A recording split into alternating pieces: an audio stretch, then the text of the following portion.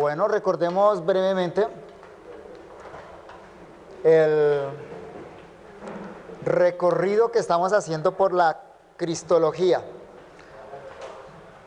Ayer dijimos entonces que el estudio de la cristología se hace en tres áreas, que es la persona del Salvador. Nombramos los oficios del Salvador, que son tres, y también nombramos los estados de Cristo, que son tres. El curso que estamos tomando en esta semana solo corresponde a la persona del Salvador. Y cuando hablamos de la persona del Salvador, la afirmación que hacemos conforme a la Escritura es que Él es Dios y Él es hombre. Esa es la afirmación inicial. Entonces, para comenzar, nosotros estamos haciendo un estudio de la deidad de Cristo, luego vamos a hacer un estudio de la humanidad de Cristo.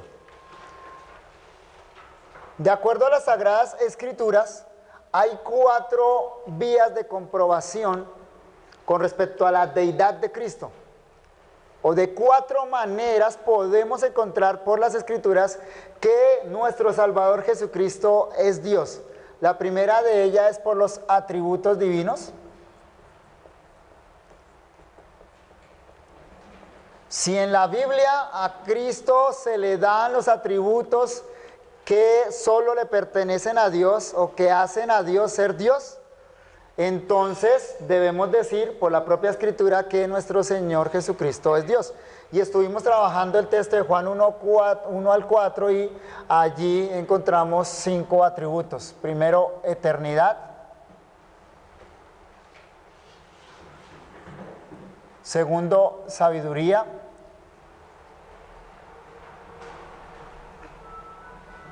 Tercero, omnipotencia. Cuarto, soberanía. Y quinto, aceidad. Todos son atributos divinos, es decir, estas características no se le pueden dar a la criatura. Nunca la Biblia se lo adjudica a la criatura, son propias de Dios. Y lo que vimos en Juan 1 al 4 es que en ese texto y apoyado en otros textos de la Escritura se le dan a Cristo estos atributos. No son los únicos atributos divinos de Cristo en las Sagradas Escrituras, hay más, pero esto es suficiente para el argumento que estamos elaborando en clase. En segundo lugar, sabemos que Cristo es Dios porque a Él se le dan los nombres divinos. Es decir, en la Biblia tenemos ciertos nombres que son nombres de Dios, que son nombres que se le dan solo a la deidad en la Biblia. De nuevo, el argumento es, si en la Biblia se le dan esos nombres que solo le pertenecen a Dios, se le dan a Cristo, entonces eso es una forma de ver claramente que Jesucristo es Dios. Y ayer consideramos un primer título divino que es Theos, Dios. Obviamente eso enraizado en la teología del Antiguo Testamento. O sea, el nombre divino que estamos considerando ahí realmente era el nombre divino Elohim. Si usted hace un estudio de los nombres de Dios en el Antiguo Testamento, va a encontrar que los nombres de Dios en el Antiguo Testamento son 3. Son Elohim, son el tetragramatón sagrado que aparece en nuestra Biblia como Jehová, y en tercer lugar Adonai o Señor en el Antiguo Testamento. Entonces, ese nombre, Theos, esa palabra griega realmente reproduce la palabra hebrea Elohim. Y Elohim en el Antiguo Testamento es un nombre de Dios. Y vimos cómo en el Nuevo Testamento se le adjudica ese nombre a nuestro Señor Jesucristo. Vamos en esta tarde a considerar entonces un segundo nombre que es Kyrios o Señor.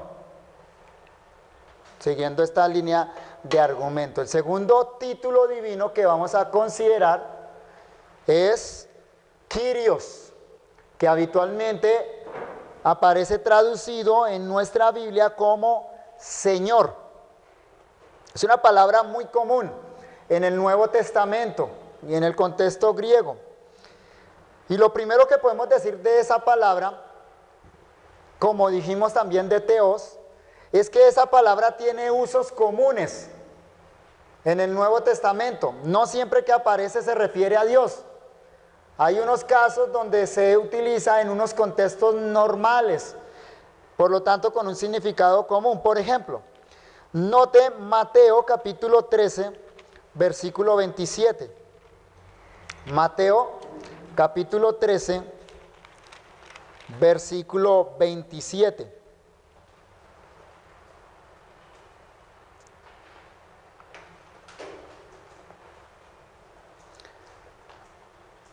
Aquí vamos a considerar un uso común, un uso ordinario de la palabra Kyrios, Señor.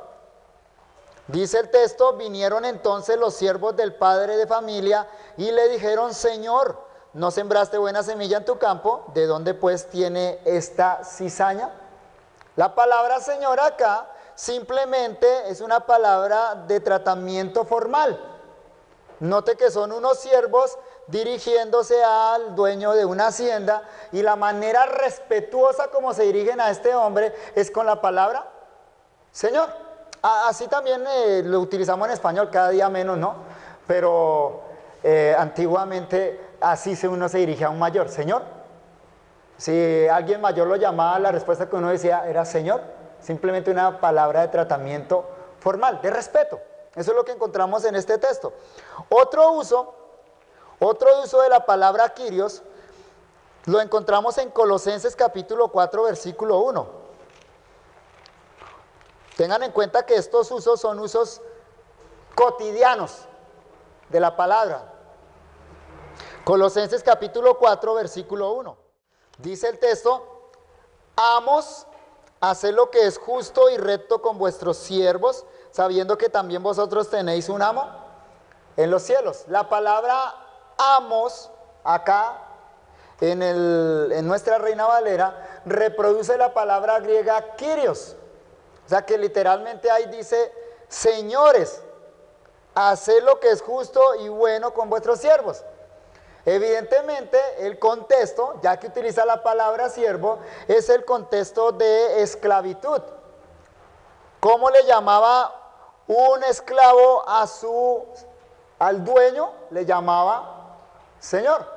Entonces la palabra Kyrios aquí tiene esa connotación de amo o de dueño. Esos son usos ordinarios de la palabra Kyrios.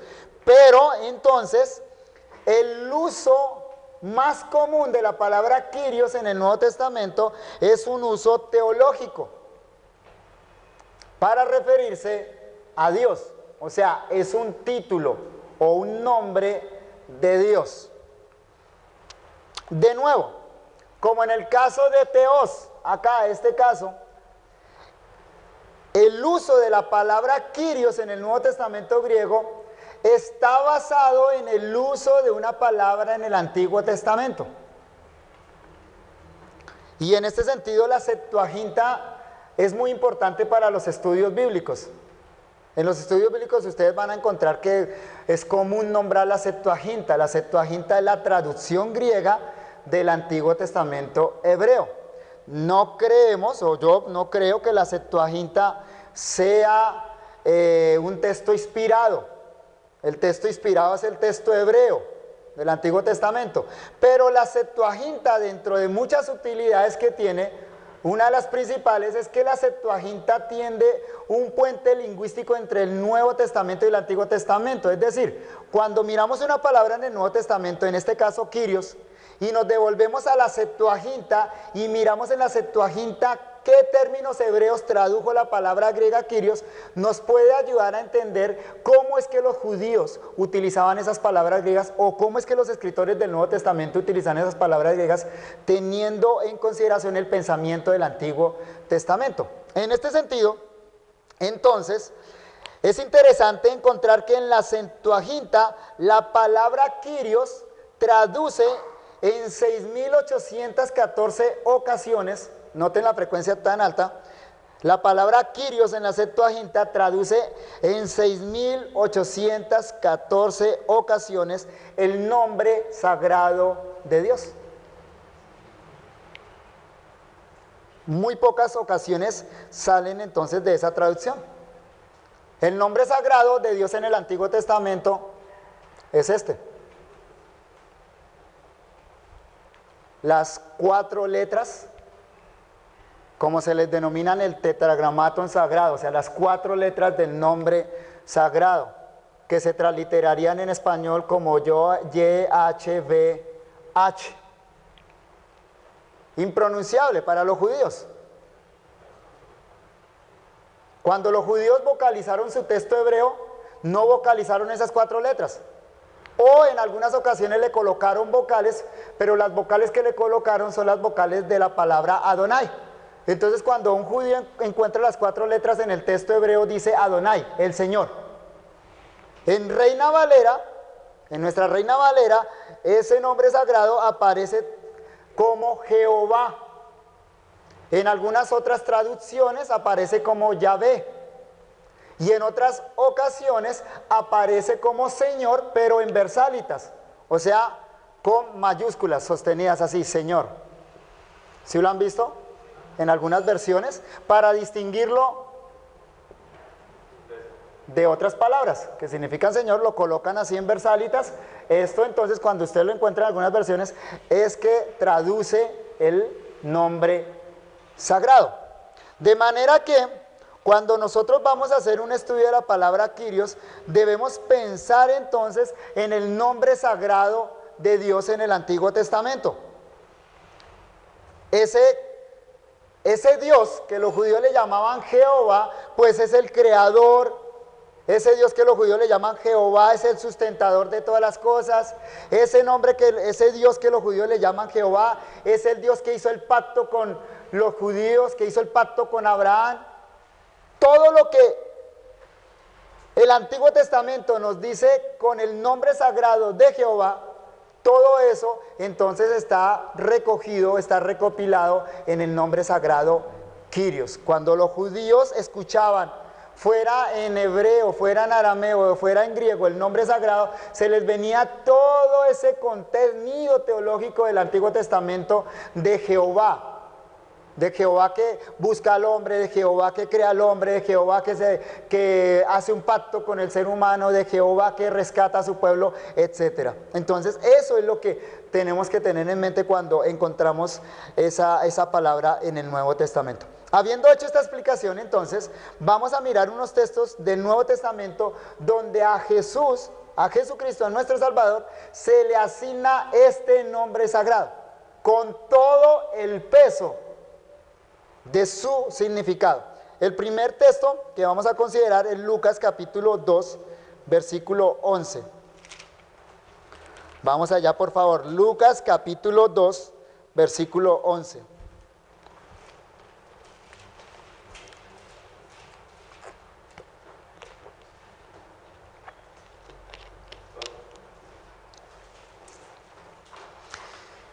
Y lo que quiero que observemos en estos textos es que a nuestro Señor Jesucristo se le llaman estos textos Señor, Kyrios. Pero la palabra Kyrios ahí, la palabra Señor ahí, no es simplemente un tratamiento de respeto o un tratamiento de formalidad. Lo que quiero que veamos es que ahí en esos textos la palabra Kyrios, la palabra Señor, tiene la connotación de el nombre sagrado. Lucas capítulo 2, versículo 11, dice que os ha nacido hoy en la ciudad de David un Salvador que es Cristo el Señor. Inicialmente, notemos que estas palabras están dirigidas a pastores judíos. ¿Recuerdan que estas palabras son las palabras del ángel que se aparece a unos pastores? Esos pastores son judíos, son israelitas. Ya que su nacionalidad es israelita, ellos tendrían un mínimo conocimiento del Antiguo Testamento. por muy poco versados que estuvieran, todo judío tenía un conocimiento mínimo del Antiguo Testamento. Por lo tanto, estos hombres entienden esta declaración del ángel en el contexto del Antiguo Testamento, lo que significa en el Antiguo Testamento.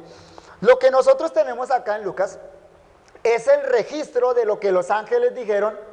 Lucas nos coloca ese registro en griego. No sabemos en qué lenguaje habló el ángel. Ciertamente no en lenguaje angelical. Él habló en el lenguaje de ¿quiénes? De los pastores. ¿Pero qué idioma hablaban los pastores? No lo sabemos. Probablemente arameo. Por lo que les dije ayer, a partir de la deportación, la mayoría de los judíos, la mayoría de la gente del pueblo judío, ya no hablaban el hebreo, sino que hablaban el arameo. ¿Sí? Sea que el ángel se haya expresado en hebreo o en arameo, aquí Lucas nos recoge lo que el ángel dijo y lo coloca en la palabra griega Kyrios. Nos coloca la traducción, pero es importante entender entonces que ese ángel, el mensaje, lo llevó o en hebreo o en arameo, porque se está dirigiendo a unos pastores judíos. Ahora, cuando los pastores reciben esta comunicación del ángel, este mensaje del ángel, salen corriendo a donde está el bebé, van y observan el bebé, le cuentan el mensaje de los ángeles a las personas que están allá alrededor de este bebé, y el versículo 18 dice que todos se maravillaron. Mira el versículo 18. El versículo 18 recoge el impacto del mensaje del ángel a esta gente, no solo a los pastores, sino a los que estaban allá alrededor del niño recién nacido. Dice el versículo 18, y todos los que oyeron se maravillaron de lo que los pastores les decían. ¿Sí nota? ¿Qué sucede? La gente se maravilla. ¿De qué se está maravillando? ¿Qué es lo que produce admiración en estas personas? Es lo que los pastores le decían. ¿Cuál fue el mensaje de los pastores? Fue el mensaje del ángel. O sea, los pastores corren allá y lo que llegan a decir, mire, se nos apareció un ángel y el ángel nos dijo que hoy nació en la ciudad de David un Salvador que es Cristo el Señor. Como resultado de eso que anuncian los ángeles y que los pastores comunican, entonces la gente se admira. Es más, en el versículo 15, los pastores usan la palabra Kyrios, la palabra Señor, como una referencia clara al Dios único, al Dios verdadero, al Dios de Israel. Versículo 15 dice: sucedió que cuando los ángeles se fueron de ellos al cielo, los pastores se dijeron unos a otros: pasemos pues hasta Belén y veamos esto que ha sucedido y que el Señor nos ha manifestado. ¿Notaron la palabra Señor ahí? Está con mayúscula inicial. ¿Por qué está con mayúscula inicial? En nuestra traducción, ¿por qué está con mayúscula inicial? Cuando en nuestra Biblia, en nuestra traducción se coloca la palabra Señor con mayúscula inicial, ¿por qué es? ¿Porque así estaba en el griego? No, el griego se escribió o todo en mayúsculas o todo en minúsculas. Sino que en el entendimiento de los traductores, aquí la referencia es a Dios. Y pues evidentemente la referencia es a quién.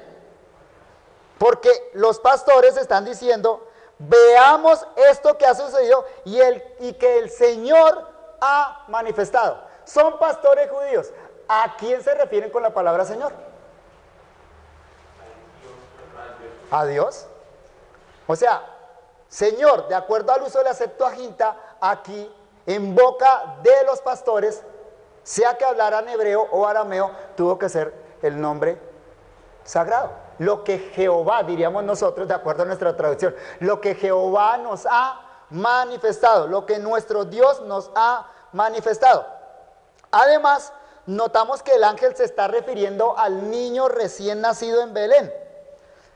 Ese niño que van y visitan los pastores y, de acuerdo al relato, es el hijo de María y su nombre es Jesús. Versículo 16. Vinieron pues apresuradamente y hallaron a María y a José y al niño acostado en el pesebre. O sea, ellos entienden que las palabras que el ángel da son una referencia al niño que recién ha nacido en Belén y que es el hijo de ¿quién? De María. O sea, la referencia es a Jesús, al hijo de María. Esa es la referencia, ¿no? Lo sorprendente entonces de todo lo que está aconteciendo acá es el alumbramiento de este niño. Hay un niño que ha nacido, pero el punto crucial es quién es este niño que ha nacido en Belén. Ese es el punto del mensaje de los ángeles. Seguramente en ese día, en ese tiempo, en Belén o en Judea, nacieron muchos otros niños. Pero hay algo particular en este niño que nació. ¿Qué es lo particular de este niño? Bueno, los ángeles nos lo relatan a través de 3 títulos que le dan a este niño. Volvamos allá entonces a nuestro versículo 11 y observen los 3 títulos que le asignan los ángeles a este niño recién nacido. Dice que os ha nacido hoy en la ciudad de David un Salvador, primero, que es Cristo, segundo, el Señor, tercero. ¿Notan los 3 nombres de este niño? Los 3 títulos que los ángeles les dan a este niño. Ya la primera impresión que nos da esto es que este niño no es un niño cualquiera. Este niño es un niño especial por la manera como los ángeles se refieren a él y por los 3 títulos que le asignan a este niño. Brevemente, consideremos estos 3 títulos. El primero, Salvador. Otra vez, nuestros traductores lo colocaron en mayúscula, ¿lo notaron? ¿Por qué razón?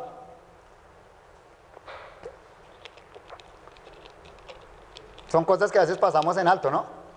Usted no necesita saber griego y hebreo para ver eso. Salvador está con S mayúscula, ¿por qué?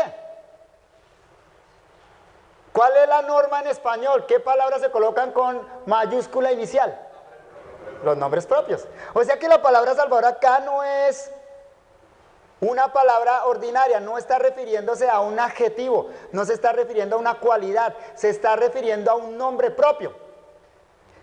La pregunta obviamente es, en la Biblia, ¿quién es Salvador?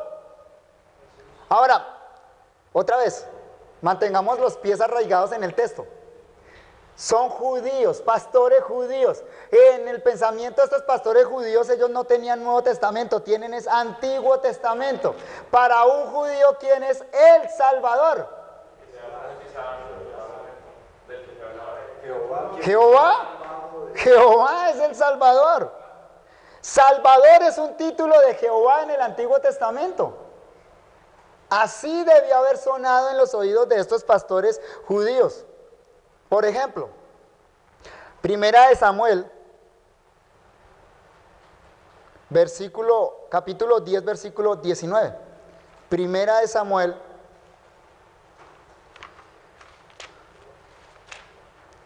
capítulo 10, versículo 19.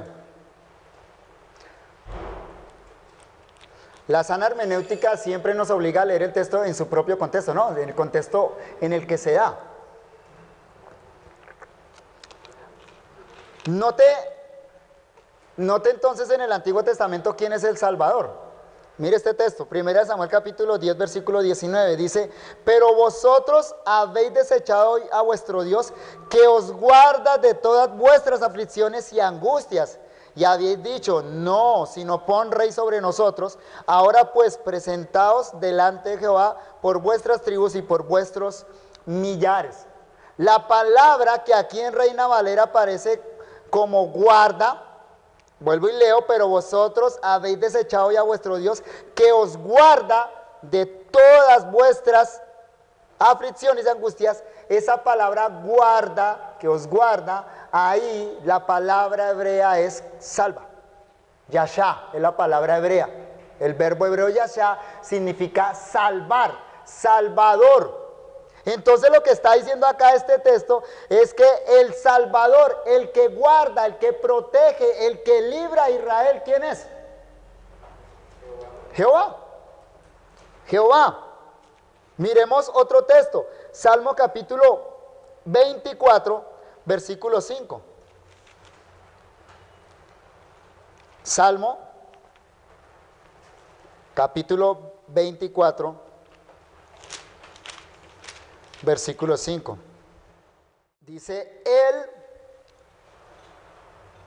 Él recibirá bendición de Jehová y justicia del Dios de salvación. ¿Notan el nombre de Dios ahí? ¿O cómo se le llama a Dios ahí? Dios de salvación. ¿Quién es el Dios de salvación?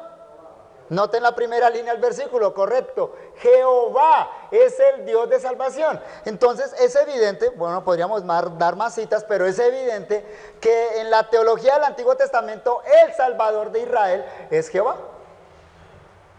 ¿Cómo se le está llamando al niño entonces? ¿Cómo le llaman a este niño los ángeles? Le llaman Salvador.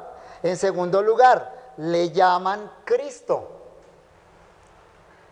que os ha nacido hoy en la ciudad de David un Salvador que es Cristo. La palabra griega Christos traduce el término hebreo Mashiach, de donde proviene nuestro término español Mesías. Ahora, tanto la palabra griega como la palabra hebrea, Christos o Mashiach, significa simplemente ungido. Eso es lo que significa, ungido. Por ejemplo, para que veamos ese uso, Levítico capítulo 4, versículo 5. Ahí claramente nos enseña que la palabra Mashiach, el verbo o el sustantivo Mashiach, significa ungido. Dice Levítico 4:5, y el sacerdote ungido tomará de la sangre del becerro. Si notan, el sacerdote, ¿qué característica tiene el sacerdote? Ungido. La palabra hebrea ahí es Mashiach. ¿Qué significa el sacerdote ungido? El que fue ordenado para ese oficio. ¿Cómo ordenaban los judíos a alguien para un oficio? ¿Cuál era la ceremonia pública que hacían para la ordenación de un oficio? Ungirlo con aceite. La palabra ungir significa derramar. ¿Sí? Entonces ese es el significado de la palabra Mashiach. Ungir. Pero esa palabra en algunos textos del Antiguo Testamento ya tiene una connotación de alguien que va a cumplir un oficio en el futuro escatológico del Antiguo Testamento. Por ejemplo, Salmo capítulo 2, versículo 2. Salmo capítulo 2, versículo 2.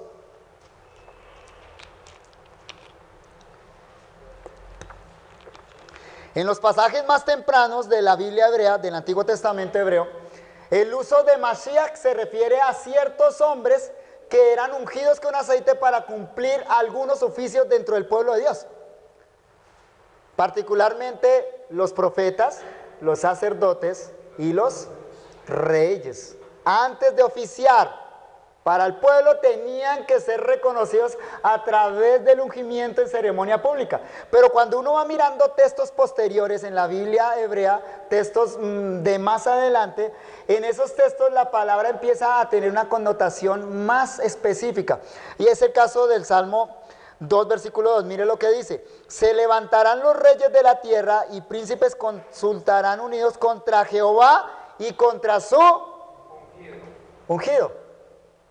¿Notan el uso de la palabra Mashiach ahí, ungido? El ungido es alguien que está asociado ¿con quién? ¿Está al lado de quién este ungido? De Jehová. Está con Jehová, está al lado de Jehová y está asociado con Jehová como rey, porque este salmo es todo un salmo real. Y el anuncio acá es que aunque se levanten contra Jehová y su ungido, Jehová va a derrotar a esos enemigos. Y noten el versículo 7, lo que dice: yo publicaré el decreto, Jehová me ha dicho, mi hijo eres tú, yo te engendré hoy, pídeme y te daré por herencia a las naciones y como posesión tuya los confines de la tierra, los quebrantarás con vara de hierro, como vasija alfarero los desmenuzarás. Y el versículo 10, ahora pues, oh reyes, sed prudentes, admitid amonestación, jueces de la tierra, servid a Jehová con temor y alegría, y alegraos con temblor, honrad al Hijo, que es el Mesías, que fue anunciado en el versículo 2, honrad al Hijo para que no se enoje y perezcáis en el camino, pues se inflama de pronto su ira. Acá en este texto, entonces ya encontramos que el ungido o el Mesías es alguien que está al lado de Jehová y que gobierna con Jehová. Obviamente ese tipo de pasajes empezó a crear una expectativa mesiánica en el pueblo de Israel. En Israel empieza a crecer una esperanza en que Jehová en el futuro cercano va a levantar un gran hombre, un gran mediador que va a reinar en el pueblo de Jehová y que va a derrotar a los enemigos de Jehová y del pueblo de Jehová. El punto más alto de la teología del Mesías en el Antiguo Testamento es Daniel capítulo 9 versículo 25. Vayamos allá, Daniel capítulo 9 versículo 25.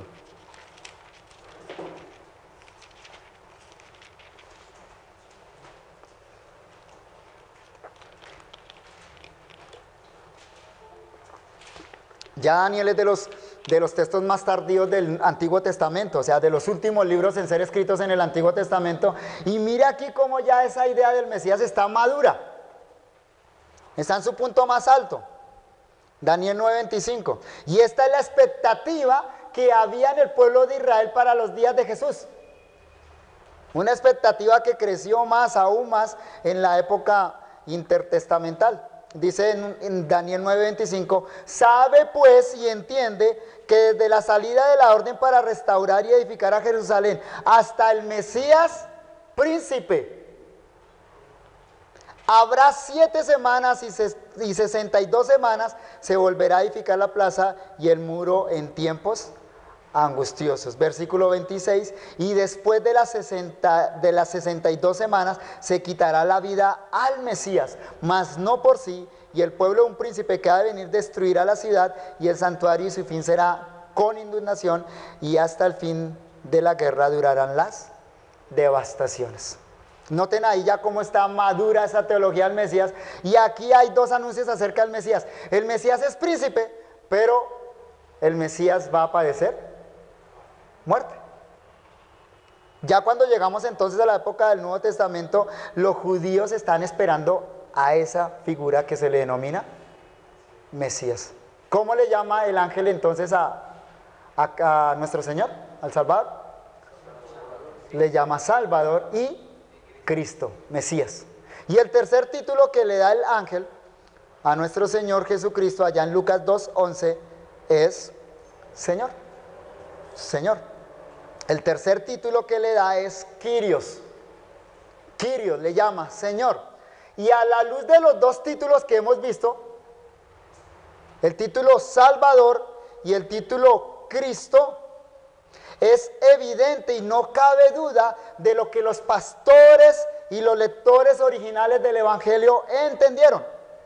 El niño que nace de María es el Salvador, es el Mesías, pero es el mismo Señor del Antiguo Testamento, es el mismo Jehová.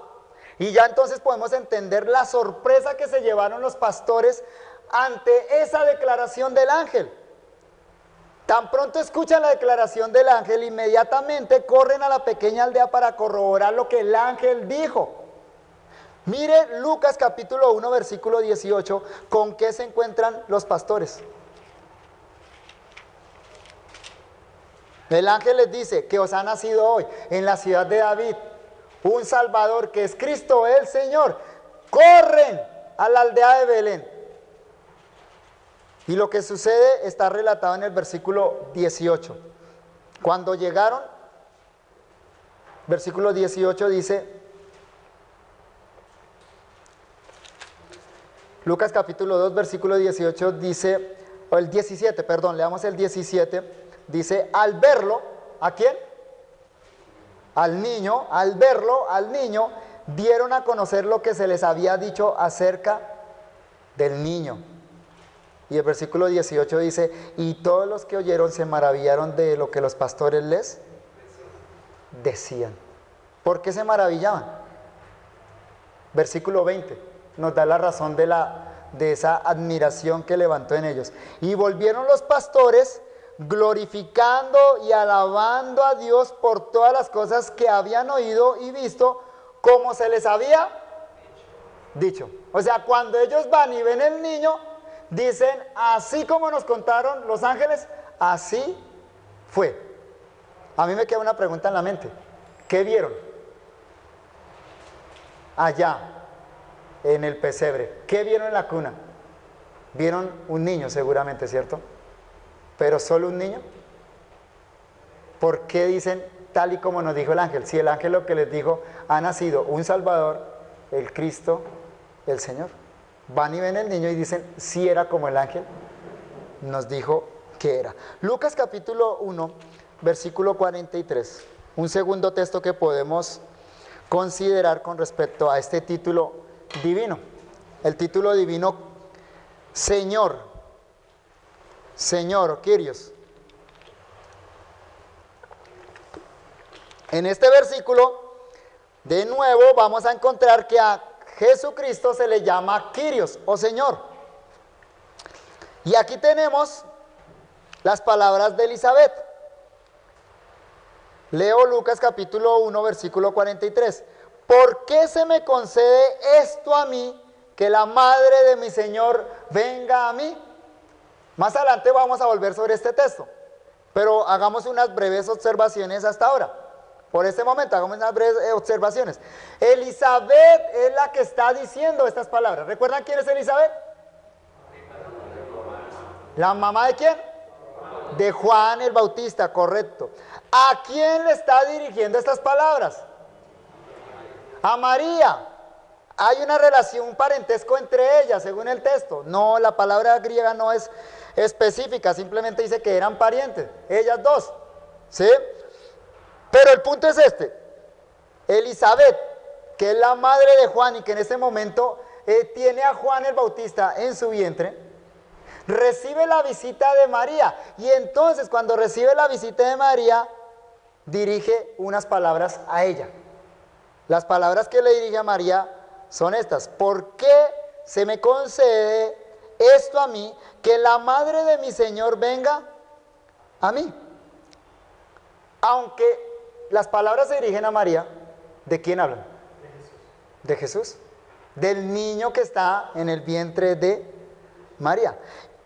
¿Cómo entonces le llama Elizabeth al niño que está en el vientre de María? No ha nacido, está en el vientre de María. Pero ¿cómo le está llamando Elizabeth a ese niño? Mi Señor. Mi Señor. Bueno, conjeturemos un poco. ¿Recuerdan que les dije que la palabra Kyrios tiene usos ordinarios? Un uso ordinario es simplemente un tratamiento de respeto. Supongamos que Elizabeth aquí está utilizando la palabra Kyrios no en un sentido teológico, sino simplemente con una connotación de respeto. ¿Eso es lo que el texto dice? ¿Por qué no? Está hablando de un bebé que ni siquiera ha nacido. Correcto. Está hablando de un bebé que ni siquiera ha nacido. Pero en el contexto de esa época, ya qué triste que en nuestro contexto no funciona muy bien esto, pero en el contexto en el que se está diciendo esto, los mayores no se dirigen a los menores con la palabra Señor. Son los menores los que se dirigen a los mayores a través de la palabra Señor. Así fue hasta hace poco tiempo en nuestro contexto, ¿no? Ya hoy en día se perdió todo ese contexto de respeto y autoridad. A nosotros, a mí todavía, yo alcancé, ¿sí? No es que sea muy viejo, pero yo alcancé a esa época en que nos decían, diga Señor. Si es una persona mayor, dígale Señor. Cuando lo llame, diga Señor. Entonces, en ese contexto es alguien menor, un niño el que se dirige a un adulto con el tratamiento de Señor. Nunca un adulto se refería a un niño o lo trataba con esa formalidad, ¿sí? Segundo uso de la palabra Señor. ¿Recuerdan el segundo uso de la palabra Señor? Para referirse a un amo. Los esclavos se referían a su amo utilizando la palabra Kyrios. ¿Eso es lo que significa la palabra en este contexto? ¿Por qué no? No es un amo, no es un amo. No, ella no es esclava de ese bebé no ha nacido, no es un amo. Entonces, obligatoriamente, no hay otra salida. La palabra Kyrios aquí tiene un significado teológico. Insisto en algo, esta gente aquí son judíos. Elizabeth es esposa ¿de quién? Zacarías. ¿Y cuál era el oficio de Zacarías?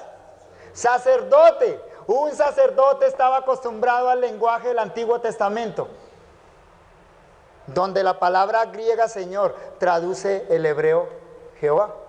Entonces, Elizabeth no utiliza esta palabra aquí descuidadamente. No es que a Elizabeth se le salió esa palabra. Elizabeth está consciente de lo que está diciendo, de lo que está afirmando. ¿Cómo le llama al niño? Le llama Señor. ¿Que para Elizabeth qué significa? Jehová. ¿Por qué se me concede a mí que la madre de Jehová venga a mí?